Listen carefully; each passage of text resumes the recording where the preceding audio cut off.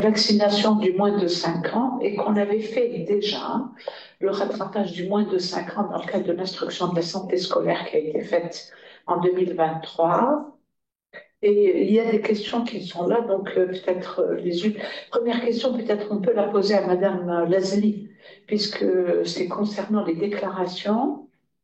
Ils disent qu'il n'y a pas de rétro-information, c'est-à-dire que les gens ont envoyé. Dans quel cas il y a une rétro-information pour la personne qui a fait la déclaration d'un cas que elle a jugé sérieux? Dans quel cadre vous répondez?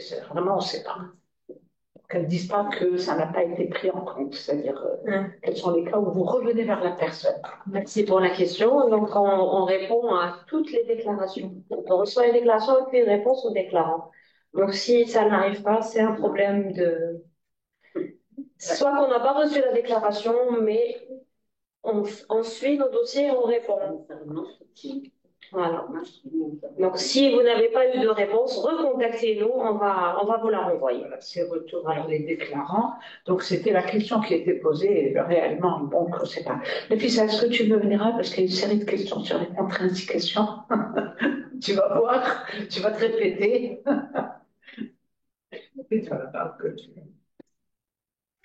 Moi, avant toute chose, j'aimerais, parce que dans la salle, on m'a dit que vous n'aviez pas assez bien vu en ce qui concerne les convulsions et les antécédents personnels et familiaux de convulsions. Et je vous répète qu'il ne s'agit pas d'une contre-indication aux vaccinations et que pour la coqueluche, je crois que je l'ai dit, que Mme Boukari l'a répété, et Mme Smati l'a dit également, que pour la coqueluche, ce n'est une contre-indication que si on a eu une convulsion ou un état neurologique comme un problème, un trouble de la conscience dans les 7 jours qui suivent la vaccination et qu'on n'a pas prouvé que c'était autre chose que la vaccination.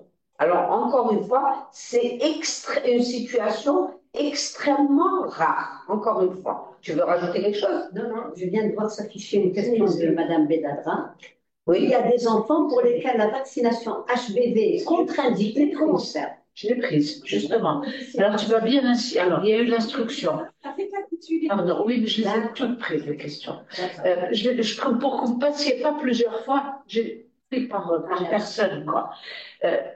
Il y a eu l'instruction qui a donné la vaccination à la naissance, pour laquelle on avait fait, nous trois, la formation en 2022, septembre 2022.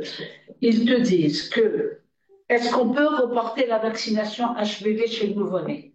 Alors, chez le nouveau-né, la vaccination HPV, son but, c'est quoi? Son but, c'est que s'il y a une mère qui est porteuse de l'antigène HPS, qui est porteuse et qui s'ignore, eh bien, on va protéger le nouveau-né contre donc une transmission verticale.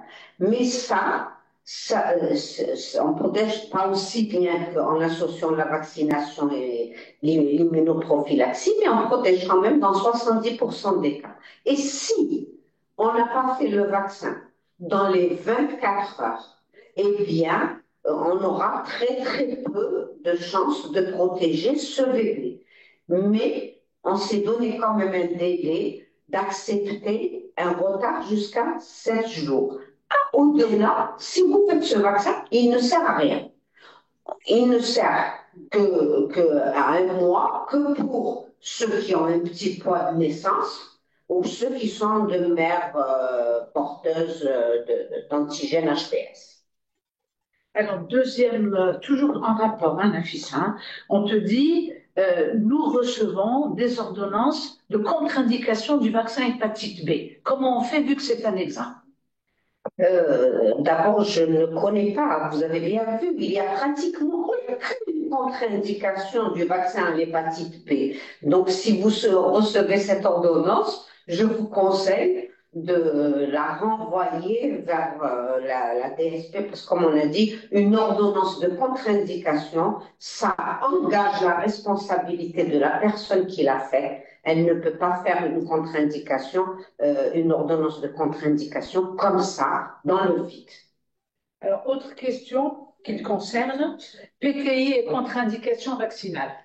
Alors, si vous, le purpura thrombopénique immunologique, nous avons l'habitude, heureusement ou malheureusement, j'aurais dit malheureusement, de les mettre tous pendant la phase aiguë. Vous n'allez pas le vacciner parce qu'il est en train de faire son PTI, mais en plus, on a l'habitude de les mettre sous immunoglobuline, soit 400 mg par kilo, donc 3 jours de suite, soit 1000 grammes un jour. Si c'est 400 mg, il faudra attendre 8 semaines. Si c'est 1000 mg un jour, il faudra attendre 10 semaines.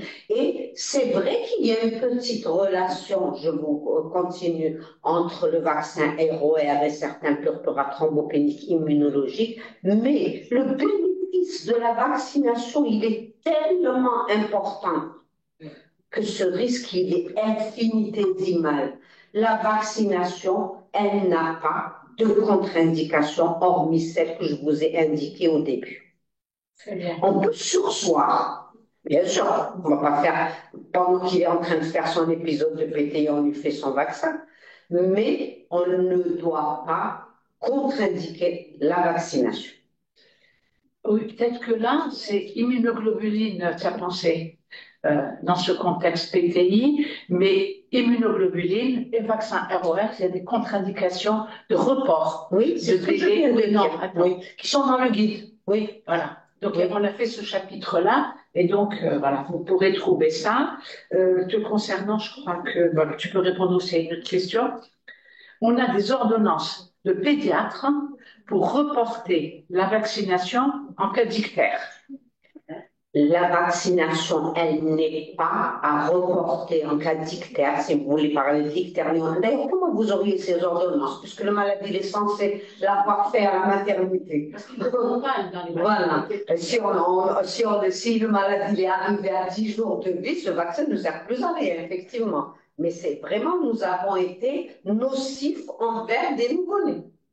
Je te rajoute une dernière question, parce que c'est dans la tuberculose, il n'y a plus de seringues autobloquantes de 0,1 ml pour faire le BCG. Donc, question, est-ce que je lui fais, que j'ai les 0,05, 2 fois le vaccin à 0,05, ou est-ce que j'utilise une autre seringue pour faire le 0,1? Honnêtement, on a tous ce problème, on est tous dans le même cas. Et le mieux, c'est l'ennemi du bien, c'est le petit ennemi du bien. Mais moi, je suis en train d'utiliser des seringues à insuline, mais ça n'engage que moi peut-être. Hein. Mais franchement, je ne ferai pas 2 fois 0,0. Voilà, ça c'est clair. On ne fait pas de... Moi, j'ai réglé ce problème avec l'Institut Pasteur. Très bien. Monsieur Ley dit que, si vous ne l'avez pas entendu, qu'ils vont régler ce problème avec l'Institut Pasteur, mais pour l'instant, pour l'heure, il ne faut pas leur faire 2 injections en 0,05 parce que l'efficacité, s'ils ont plus d'1 an, c'est de faire 0,1. Utiliser la seringue d'insuline, on l'a fait pendant des années déjà, donc on peut le dire et ne pas laisser fuir les enfants. Alors, oui? Oui. Oui, ben oui, formation, c'est sur les vaccinations. Nous, aujourd'hui, les pédiatres. Alors, ils disent que ce sont les pédiatres qui sont surtout à l'origine des retards de vaccination, parce qu'ils les voient pour des raisons multiples, et donc, c'est des retards. Non, on confirme, hein, nous, c'est-à-dire, on confirme. Évidemment, la majorité, c'est des épidémiologues, des agents vaccinateurs, donc ils ne sont pas vraiment concernés par ça. Donc, c'est un petit clin d'œil pour dire qu'il faut ouvrir une vraie réflexion vers les pédiatres, peut-être pour indication, contre-indication, rattrapage, il faut le faire, hein, vis-à-vis de... Madame Boucaré, tu veux venir là, parce que la coqueluche est sous le niveau. Il y a des questions sur le rattrapage. Oui, on va y arriver après. Je vais dire le rattrapage, on va tous répondre. Donc, la première question... qu'est-ce qu'on fait au-delà de 7 ans? Est-ce qu'on a un vaccin coquelucheux qu'on peut faire chez nous? Donc, les règles sont claires. Quand vous avez reçu les données sur le rattrapage, l'instruction sur le rattrapage, c'est écrit noir sur blanc qu'on ne peut pas utiliser l'hexavalent au-delà de 6 ans et qu'on ne peut pas utiliser le tétravalent au-delà de l'âge de 7 ans. Donc, c'est clair. On ne peut pas. Pour la valence diphtérique, l'anatoxine diphtérique, qui est fortement dosée, et y compris pour l'anatoxine, pour la coqueluche, on ne devrait utiliser qu'un petit C et non pas un grand C. Donc, on ne peut pas. Donc, au jour d'aujourd'hui, avec les vaccins qui sont actuellement disponibles, la question se pose pour les plus de 7 ans, effectivement. Donc, les plus de 7 ans, on ne va pas leur faire le rattrapage de la coqueluche, puisqu'on n'a pas le vaccin qu'il faut pour ça, mais on doit leur faire le rattrapage de diphtérie tétanos avec un petit D, grand T. D'accord. Alors, autre question.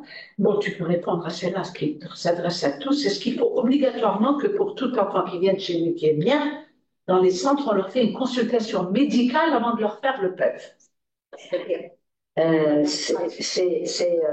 Ça pourrait être un facteur limitant de la vaccination. Mettons-nous dans la situation où on est dans une polyclinique ou un centre où il n'y a pas le pédiatre, il n'y a pas. Je pense que l'agent vaccinateur avec un interrogatoire, mais enfin, on dit toujours que faire l'injection, c'est un acte de l'agent vaccinateur. Faire une vaccination, c'est un acte médical. Donc il y a une réflexion à faire.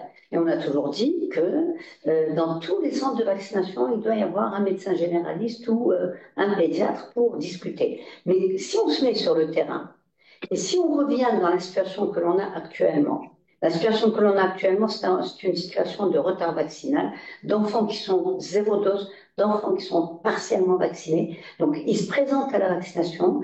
L'interrogatoire qui peut être fait par un agent vaccinateur, mais là, effectivement, il y a un problème de formation, mais ça, je veux dire, c'est des choses qui sont surmontables. Avec un interrogatoire et avec une évaluation de l'enfant, on va vacciner. On ne va pas le renvoyer pour lui dire non, tu reviens plus tard. D'accord, très bien. Alors, je pense que tu as déjà répondu, hein, c'est-à-dire la coqueluche, vaccination chez l'adulte. La coqueluche, bien sûr, on vous a dit et répété dans l'épidémiologie que ceux qui sont responsables de la transmission, qui font que la bactérie circule, etc., ce sont les adolescents et les adultes qui, eux, n'ont plus de protection et donc n'ont plus de vaccination. Alors, dans les pays occidentaux, dans les pays où la stratégie vaccinale contre cette maladie continue, eh bien, ils proposent des rappels de vaccination à 11-13 ans avec un vaccin qui serait un petit c, petit d, grand T, petit c. Donc, encore une fois, pour l'instant, le comité technique de vaccination réfléchit sur cette vaccination, puisque on est en train de réfléchir sur la vaccination des populations à risque. Et dans ce cadre-là, on réfléchit à de nouvelles présentations de vaccination. Donc, quand on sera avancé dans la réflexion chez nous avec ces nouveaux vaccins, on pourra s'engager dans élargir la stratégie vaccinale, c'est-à-dire faire un rappel à 13-15 ans ou 11-13 ans et discuter de la vaccination de la femme enceinte. Pour l'instant, ce n'est pas à l'ordre du jour. Enfin, pour l'instant, il faut qu'on mette tous les enfants à jour de leur vaccination. Voilà. Ça, si on le faisait en temps et en heure, cette problématique, elle est en train d'évoluer. Mais déjà, on ne serait pas dans ce problème-là d'avoir une couverture qui est très en dessous de ce qu'il faut, parce qu'on a des contre-indications, on a des non-indications, on a des reports injustifiés. C'est ça la principale cause qui a été faite. Alors, autre question, peut-être pour toi. La chimioprophylaxie. J'ai vu passer une question sur la chimioprophylaxie, c'est-à-dire les sujets contacts. Lorsqu'on a fait un diagnostic de coqueluche confirmé, on a les sujets au contact. Et les sujets au contact doivent bénéficier d'une vaccination, d'une chimioprophylaxie. Cette chimioprophylaxie, elle a pour but essentiellement d'arrêter la transmission. Elle n'a pas pour but de raccourcir la durée de la toux, d'accord ? Elle a pour but d'arrêter la transmission. Donc, et cette chimioprophylaxie, elle fait appel dans les recommandations qui ont été faites, dans le document. Et pour ça, je constate que vous posez des questions qui existent et qui sont clairement explicitées dans le guide IRA 2022, sur lequel on a fait des formations, et ce guide il a été distribué Et ce guide, il est en ligne sur le site du ministère de la Santé. Donc, il faut vraiment aller là où vous avez des sources d'information, qui sont des sources d'information, on va dire fiables, parce que ce sont les sources du ministère. Et donc, vous ne devez pas aller chercher des sources ailleurs ou des recommandations dans d'autres pays, mais des sources qui sont celles qui sont émises par les autorités de santé. Et donc, vous les avez dans le Guiguera. Très bien. Nafissa.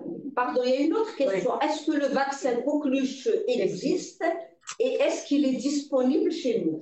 Le vaccin coquelucheux n'existe pas en monovalence, ça vous le savez. On a toujours eu des coquilles, on a eu des tétras, on a eu des pentas, maintenant on a un hexa. Au jour d'aujourd'hui, on a un hexa.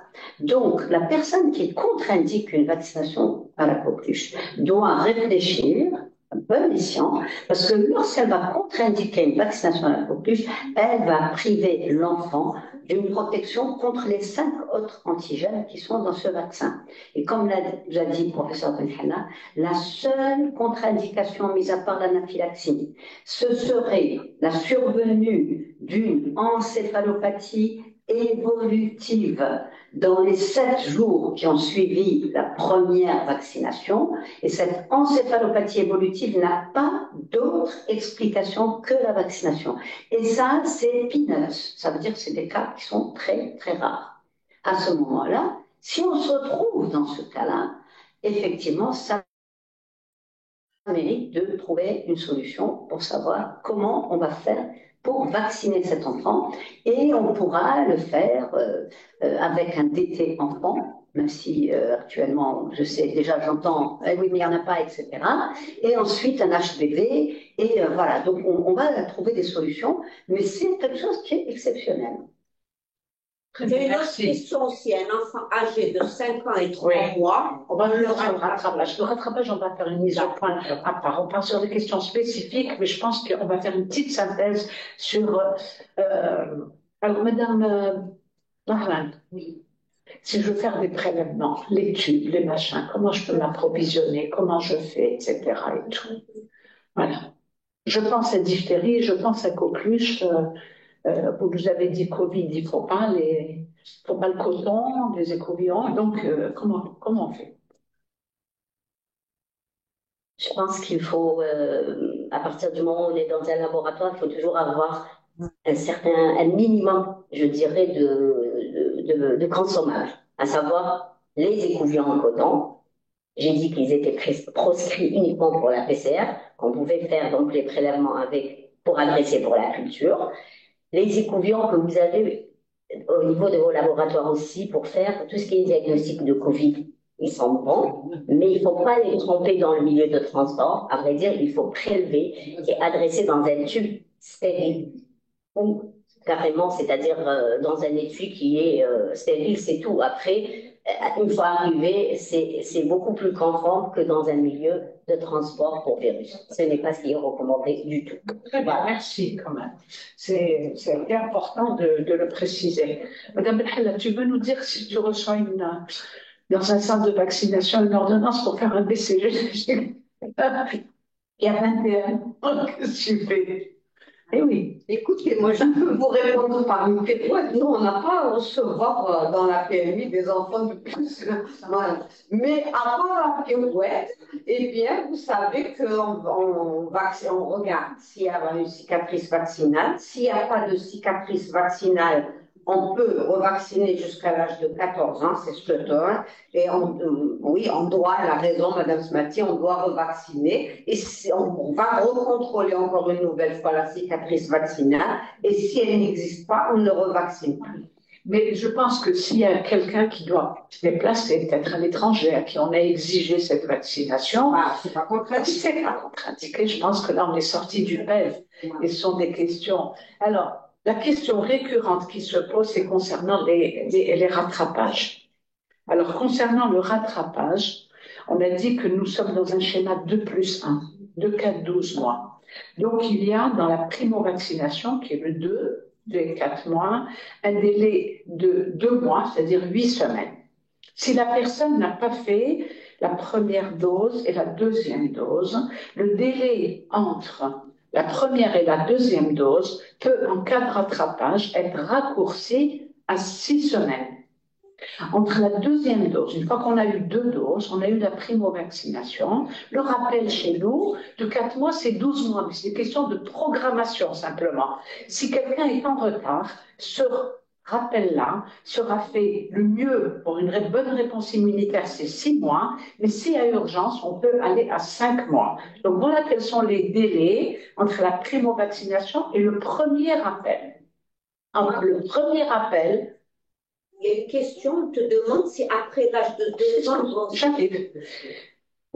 Après le premier rappel et le second rappel, une question est posée, un enfant qui arrive, il a 4 ans. Il a eu son rappel de 12 mois à 4 ans. Il peut faire celui de l'école, le tétra, parce que c'est 2 ans. Donc le délai minimum entre 2 rappels sera de 2 ans. Par contre, une question est posée, il a 5 ans et 3 mois, 5 ans et 3 mois, est-ce que tu le rattrapes avec... Là, pour l'instant, la séparation entre les vaccins EXA et DT-Coq VPI, le DT-Coq n'est disponible que dans les écoles. Donc, il est pour l'instant réservé à la pratique scolaire. À partir de l'âge où il est scolarisé, qu'il ait 5 ans ou 6 ans, il recevra le tétra. Mais s'il vient de faire à 5 ans et 3 mois son rappel de 12 mois, vous ne lui faites pas à 6 ans l'examen, le tétra, vous le sautez, vous le recalez sur 11-13 ans. C'est pas la peine, il vient d'avoir un rappel. Ce rappel-là a été fait en retard, c'est dommage, mais vous ferez l'autre rappel à 11-13 ans. Vous le recalez sur le calendrier national de vaccination. Et il y avait une question pour toi, Zertal, donc je vais te la poser. La diphtérie, donc d'après ce qu'on a compris, ne prévient que les formes graves et mortelles. Il n'y a pas la maladie, donc on peut penser à la diphtérie même devant une forme non grave. Oui, ben, tu viens répondre là et expliquer pourquoi. Pourquoi il est important de vacciner tout le monde. Je rappelle que diphtérie et tétanos sont les 2 seules maladies dans notre décret et donc dans notre arrêté actuel, obligatoires toute la vie, tous les 10 ans, toute la vie, parce que ce sont des maladies qui n'immunisent pas et pour lesquelles il nous faut des rappels. Alors, je l'avais dit tout à l'heure que l'intérêt de la vaccination antidiphtérique, justement, c'est pour arrêter la circulation du Corynebacterium diphtérie tox+. Donc, si on arrive à avoir une immunité collective et qu'on arrête la circulation, on aura la circulation des Corynebacterium tox-, et d'ailleurs, professeur Maran, elle avait expliqué que c'était avec la PCR et le test d'ELEC, et ça se résume à une angine banale. Donc, l'intérêt de la vaccination, c'est d'éliminer et de faire, c'est-à-dire de lutter contre les formes graves de la diphtérie. Voilà. C'est pour ça qu'il faut les vacciner tous, de toute façon. Et que si on est bien au-dessus de 90%, eh ben, on n'a pas d'épidémie quand même. Même si on a quelques cas, on n'aura pas d'épidémie. Alors, l'autre question, c'est toujours... Viens là, il est tentant de parler. C'est une question. Vous avez dit quelque chose d'important par rapport quand on décale on sort du test avant et on passe à est-ce que c'est écrit quelque part dans les directives?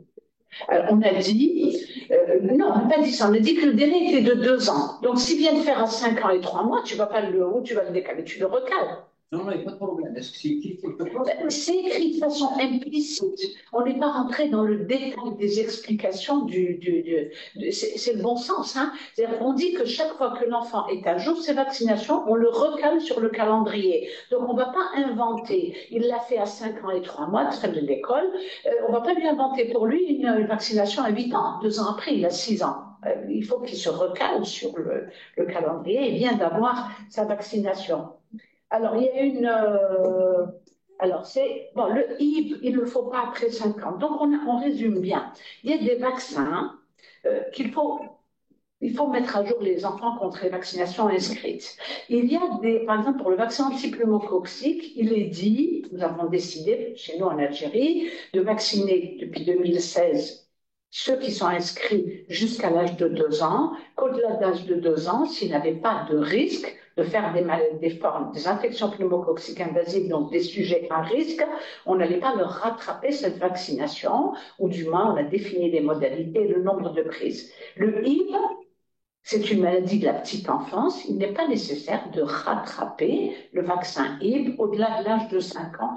Mais si, par exemple, on a donné une vaccination après l'âge de 5 ans dans un vaccin qui serait d'exemple, qui comprend le Hib, il n'y a aucun danger à utiliser ce vaccin. Il n'est pas nécessaire de le faire. Mais si la seule présentation qu'on a contient le vaccin, on l'utilisera, ce n'est pas interdit. Donc il faut distinguer entre ce n'est plus nécessaire en population générale de rattraper tout le monde et entre quelqu'un qui a eu un retard pour lequel la seule présentation qu'on a contient cet antigène. Il n'y a pas de... Quelqu'un a fait la roue. Oui, le risque à faire une dose supplémentaire. Par ailleurs, nous avons parlé de la coqueluche, qu'il fallait vacciner après la coqueluche. De la diphtérie, qu'il fallait vacciner contre la diphtérie. On peut élargir rougeole, auréole, rubéole. Si un malade a fait l'une ou l'autre de ces maladies, il faut le vacciner pour le protéger contre les autres et qu'il n'y a aucun danger à quelqu'un qui a fait la rougeole d'avoir le vaccin anti-rougeole. Mais il sera protégé contre auréole et rubéole. Donc là aussi, c'est important de ne pas dire « Ah, il a fait la rougeole, c'est pas la peine que je lui rattrape. » Si, il faut le rattraper parce que c'est des vaccinations qui sont combinées. C'est pour ça que Mme Benhalla a insisté sur les contre-indications, parce que, par exemple, convulsion, si vous enlevez le vaccin coquelucheux, vous avez enlevé les autres, parce qu'il n'y a pas aucun, à part le DT, dès qu'il y a coquelucheux, c'est DT-coq. Après, c'est DT-coq IP, DT-coq IP HPV, DT-coq IP HPV, DPI. Donc, si on enlève pour une fausse raison, on a privé l'enfant de vacciner contre des maladies graves. Et donc, la seule contre-indication du coqueluche, j'espère que ça va disparaître définitivement, il a reçu un vaccin coqueluche, germe-anti-cellulaire. Il a fait une maladie neurologique convulsivante dans les 7 jours, maladie à laquelle on n'a pas trouvé d'explication. Là, on lui arrête la vaccination coqueluche, ce qui représente un cas exceptionnel en pratique, du moins. Donc, un enfant qui a convulsé antécédents familiaux, qui a eu un coma de quelque origine que ce soit, qui a une infirmité motrice cérébrale, ne sont pas des contre-indications. Bon, là, on parle de choses d'organisation, ça, je pense que c'est la tutelle. Les privés, ils ne font pas les vaccins. Les maternités nous envoient des certificats avec des contre-indications. Est-ce qu'on va vacciner la population générale adulte par le ROR? C'est une épidémie et qu'il y a une recommandation, comme on l'avait fait sur plusieurs épidémies, déjà en Algérie, c'était allé jusqu'à 14 ans, c'était allé jusqu'à 40 ans. Là, ce sont des dispositions du ministère. Mais sinon, en pratique normale, celui qui est dans l'âge de la vaccination, il faut qu'il ait 2 doses, mais il n'y a pas de schéma prévu pour la population générale, parce qu'en plus, il faut prévoir ces doses au niveau central. Si on se met à vacciner tout le monde, c'est une autre disposition. Mais s'il y a une épidémie, on vous le dira, vous vaccinez toute personne qui est au contact d'un cas dans une zone d'épidémie qui est plus de 5 ans en une semaine, vous vaccinerez tout le monde jusqu'à tel âge, mais ça fera l'objet. J'espère qu'on n'y arrivera pas, qu'on ne revivra pas la rougeole qu'on a vécue 2018-2019. Le HIB n'est pas indiqué. Réponds. Je viens de répondre, mais ça, je viens de poser la question. J'ai dit que oui, il ne faut pas le rattraper après 5 ans. Non, il s'écrit. Il veut savoir si c'est 5e anniversaire ou 5 ans révolus. Oui. Tant qu'il le doit rattraper avec un examen, il rattrapera avec l'examen le HIB dedans. Ce n'est pas le HIB qui est là, le conditionnement. Il a reçu un schéma de +1. On doit compléter un enfant, on va résumer. Un schéma vaccinal doit être complété pour qu'il ait 3 doses de l'une des 6 maladies. Diphtérie, tétanos, coqueluche, hémophilus, hépatite et polio. Il n'a pas reçu les 3 doses. En fonction de son âge, on lui mettra un vaccin approprié, hexa ou tétra, qui contienne ou non l'hémophilus. Voilà. Les réponses, elles sont toutes dans le guide. Oui, non, mais pour l'instant, les gens, ils n'ont pas vu le guide. Donc, c'est bien quand même, puisqu'ils nous ont en face, qu'on réponde à ces choses-là. Alors, Nafissa, tu peux revenir. La vaccination des enfants épileptiques doit se faire au niveau des EPH ou bien au niveau des unités. Allez. On peut répondre, hein, ça c'est pas un problème. D'abord, les EPH ne font pas de vaccination, ils n'ont pas le vaccin, c'est les PMI qui ont les vaccins. Ça, c'est la première des choses. Deuxièmement, un enfant épileptique qui a une épilepsie stable, qui est sous traitement et qui est stable, il peut faire sa vaccination sans aucun problème. S'il est en train de faire des crises d'épilepsie subentrantes, il faut qu'il voie son neuropédiatre, hein, je dis encore une fois, et puis il va le stabiliser et ensuite il pourra faire sa vaccination en PME. Les vaccins se font en PME. Les EPH n'ont pas de vaccin. Je pense que là, pour l'instant, on a répondu aux questions. J'ai transmis des questions qui concernent la tutelle, donc M. Leïd va vous répondre.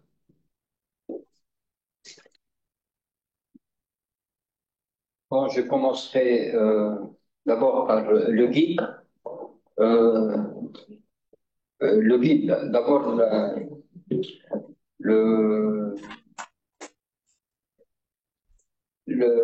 vous allez l'avoir sur le site au plus tard le jeudi. Donc, on le mettra sur le site. Donc, j'attends la version électronique.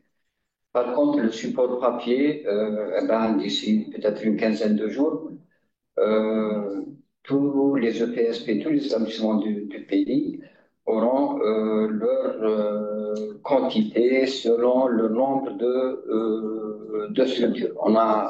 On a demandé à imprimer le maximum donc de guides. Je profite de cette opportunité parce qu'il y a une question qui a été posée par rapport à la redevabilité.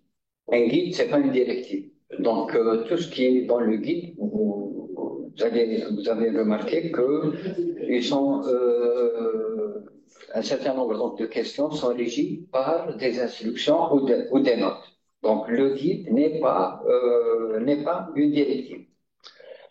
Il y a une question qui revient souvent et elle est importante. Bon, je ne vais pas répondre totalement à cette question, mais j'ai envie de la répondre. C'est le certificat de vaccination à la rentrée scolaire.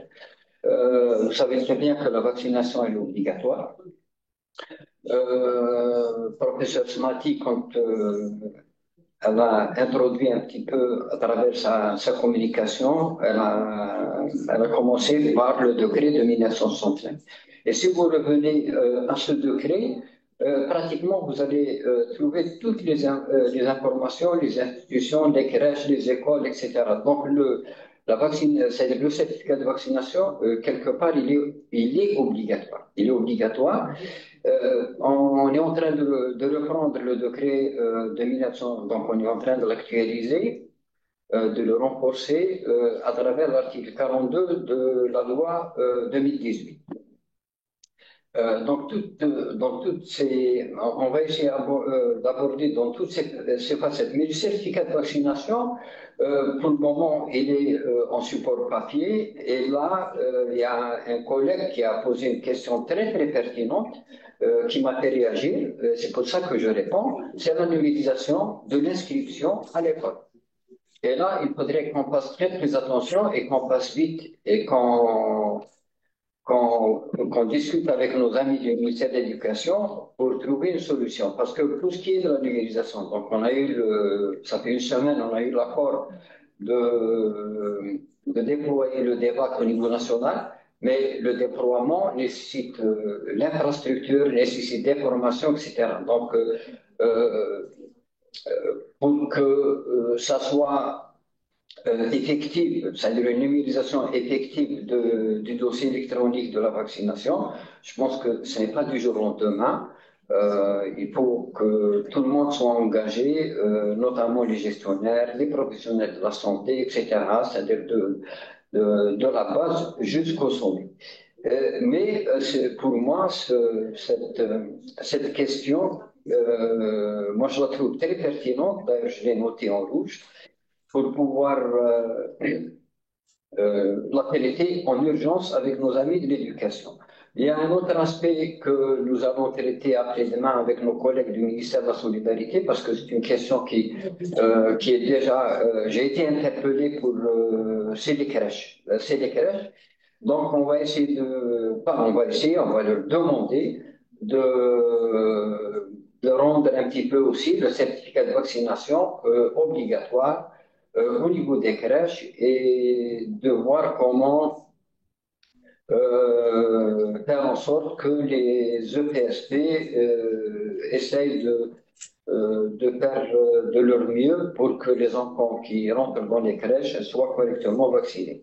Il y a une question maintenant d'ordre beaucoup plus de droits de l'homme ou de droits de l'enfant. Il y a une question qui a été posée, il ne faudrait pas qu'on revienne sur ces... C'est vrai que c'est exceptionnel, mais la question, elle était quand même, elle était importante. Un enfant insuffisamment vacciné, doit-on c'est-à-dire leur délivrer un certificat de vaccination ou pas? Je pense que là, c'est au médecin c'est-à-dire ce qui est important, c'est beaucoup plus son rattrapage. Donc, le rattraper, et l'école, c'est un droit constitutionnel. Il ne faudrait pas qu'on fasse en sorte qu'il ne peut pas rentrer à cause de sa vaccination. Mais il faudrait ce qu'on doit faire, c'est le rattraper le plus tôt possible, quitte à le rattraper pendant sa période scolaire. Mais il ne faudrait pas qu'on soit un frein pour qu'il puisse rentrer à l'école. Mais j'insiste énormément que la vaccination, elle est obligatoire et qu'un certificat de vaccination est obligatoire pour la rentrée au niveau des écoles. Voilà, j'ai répondu. Donc, le guide, vous allez l'avoir sur le site du ministère de la Santé au plus tard le jeudi, donc j'attends la version électronique.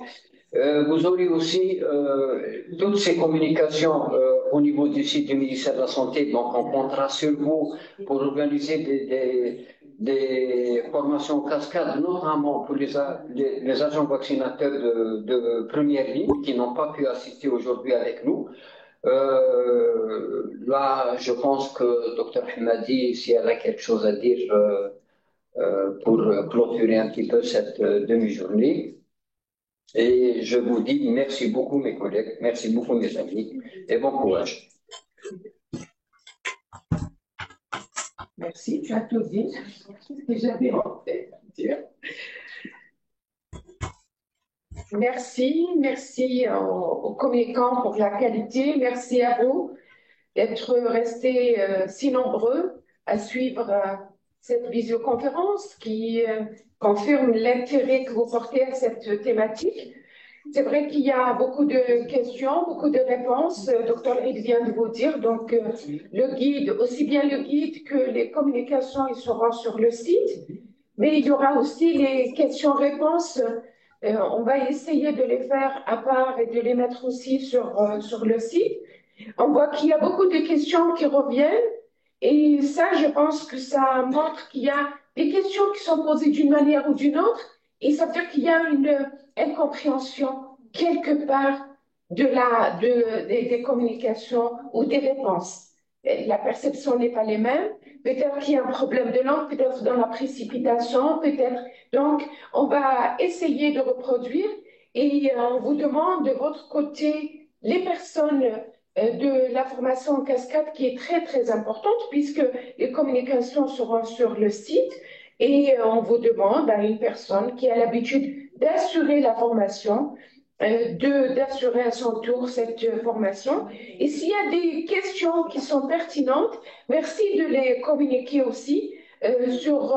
Vous pouvez les envoyer sur le site, vous les envoyez à la prévention, au PEV, pour répondre à ces questions. Il y avait des questions sur les MDO, mais comme vous le savez, c'est à vous. Donc, je vous réadresse la même question. Donc, s'il y a une sous-déclaration, c'est que le personnel de santé, oui, il y a une sous-déclaration, ça veut dire qu'il ne déclare pas. Et ça, je vous invite à déclarer toutes les maladies à déclaration obligatoire, mais aussi, comme vous le savez aussi, et on compte beaucoup sur vous, c'est la surveillance basée sur les événements, c'est de déclarer tout événement inhabituel, de la partager avec nous afin de pouvoir agir et de confirmer cet événement et surtout éviter ces fake news, ces déclarations qui ne sont pas à leur place. On sait très bien que maintenant, nous vivons je dirais, une épidémie, pas une épidémie, mais c'est des cas sporadiques qui sont déclarés ici et là. Donc, à travers tout le territoire pratiquement. Hein. Donc, là, on suit la situation, on essaye de répondre à tous vos besoins, de répondre. J'espère que la réunion d'aujourd'hui, c'est pour répondre aussi à ces préoccupations qui ont été aussi postées sur les réseaux. Et encore une fois, je remercie les administrateurs des réseaux qui partagent aussi ces informations et qui font des relais pour diffuser l'information. Merci encore une fois à vous, au comité de vaccination